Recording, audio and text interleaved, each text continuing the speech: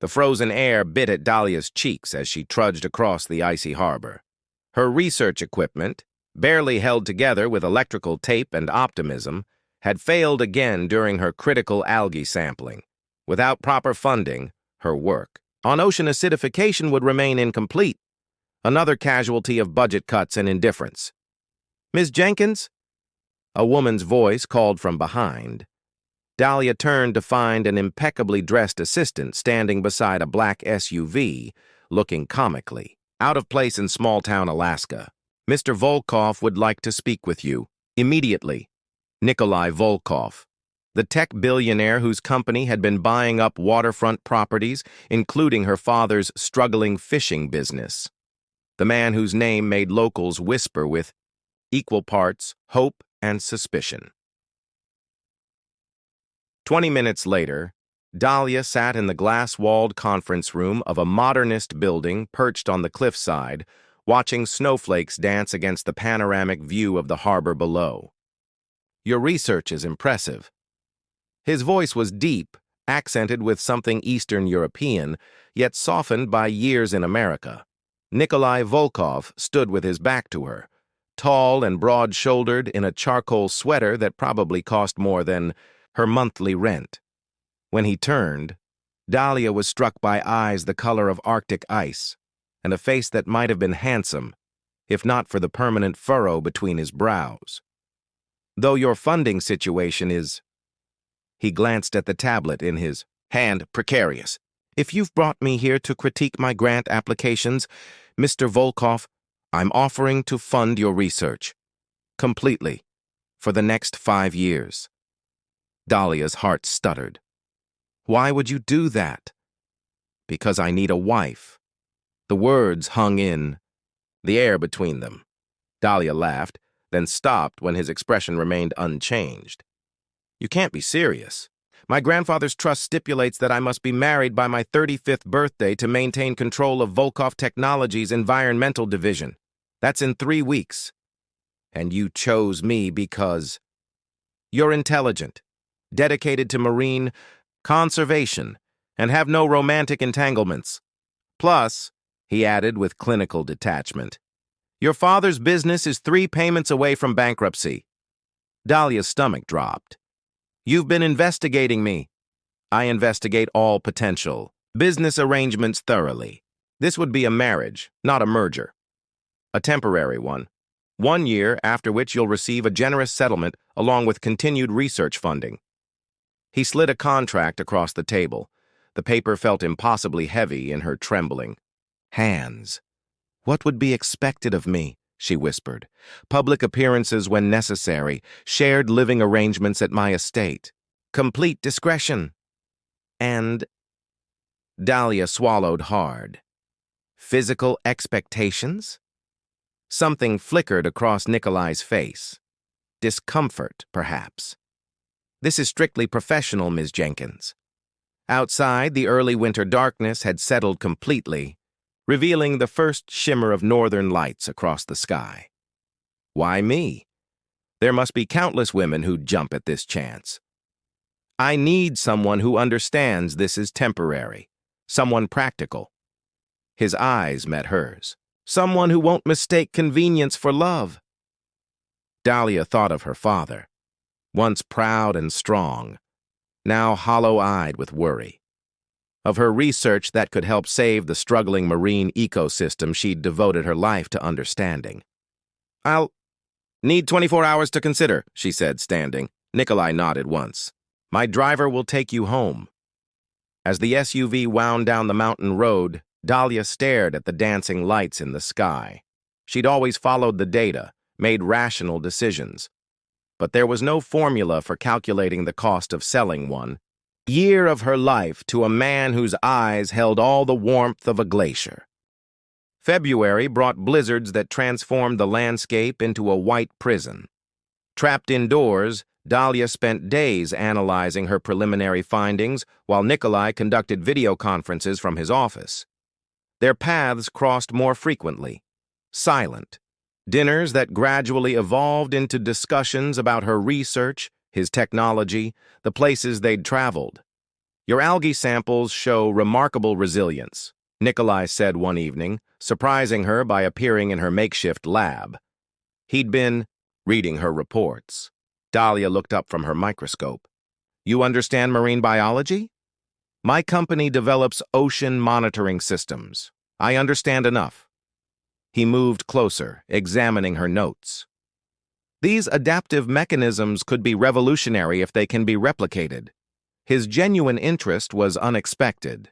More surprising was how his nearness made her pulse quicken, the scent of his cologne, the intensity in his eyes when he focused on something that mattered to him. I had an idea, she ventured. Your tracking buoys could be modified to monitor microorganism populations. If we combined your technology with my research, we could create an early warning system for ecosystem collapse. He finished her thought, excitement breaking through his usual reserve. They worked late into the night, sketching designs, arguing theories, finding unexpected common ground in their shared vision. When Dahlia fell asleep at the desk, she woke to find Nikolai's jacket draped over her shoulders and a cup of coffee steaming beside her. Small changes accumulated.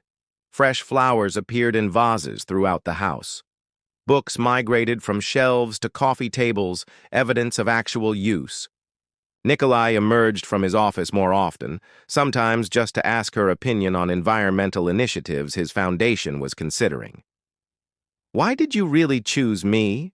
Dahlia asked one night as they watched the aurora dance across the frozen lake. There must have been easier options. Nikolai was silent so long she thought he wouldn't answer. I read your dissertation, he finally said. You wrote that understanding ocean systems requires seeing both the individual organisms and their collective impact. That perspective reminded me of my grandfather. The admission seemed to cost him something. In March, a photograph of them at a tech conference made the business pages.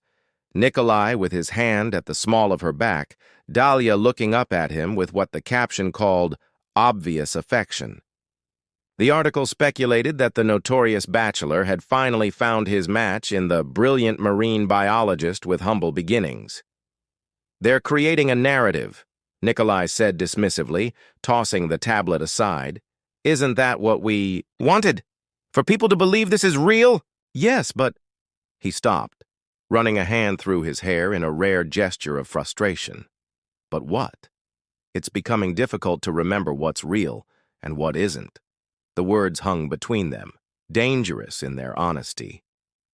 That night, when they parted at their respective bedroom doors, Nikolai's fingers brushed hers. Perhaps accidentally, perhaps not.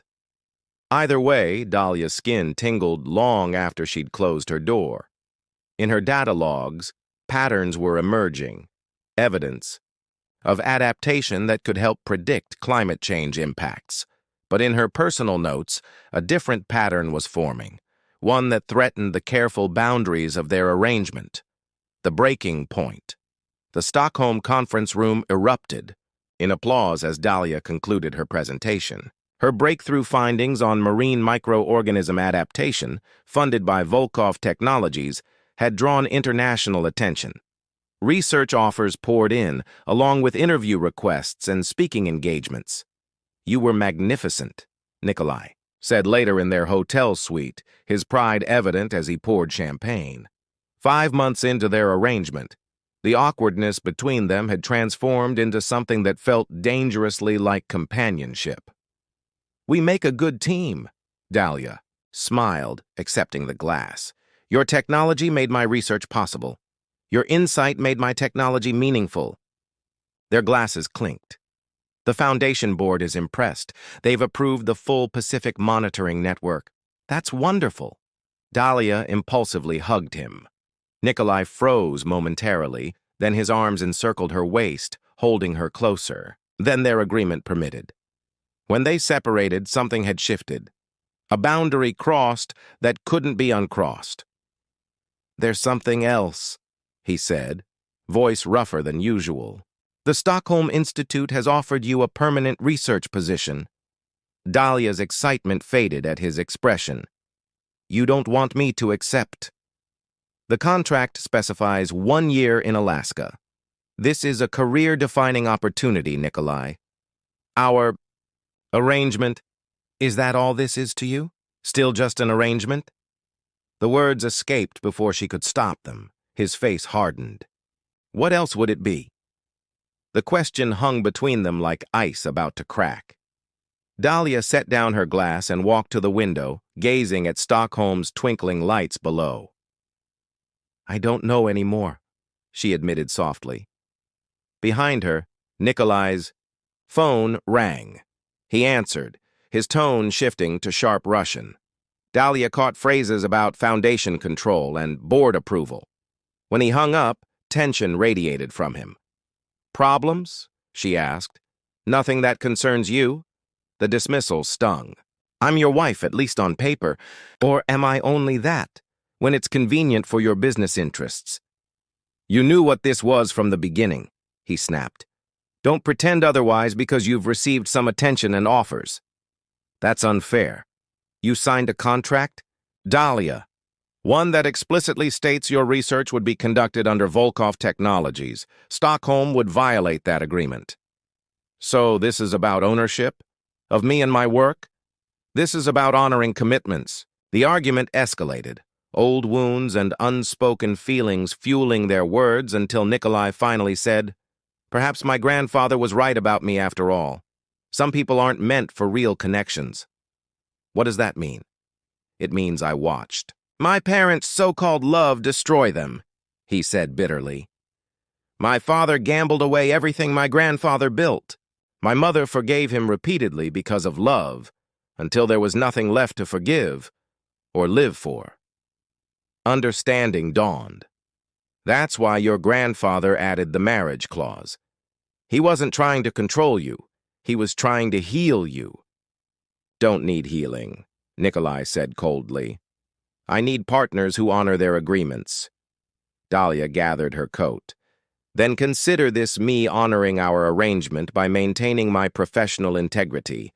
I'm taking the Stockholm position. She left him standing there, champagne forgotten, the weight of everything unsaid hanging in the air between them. The Alaskan summer brought endless daylight and the looming expiration of their contract marriage.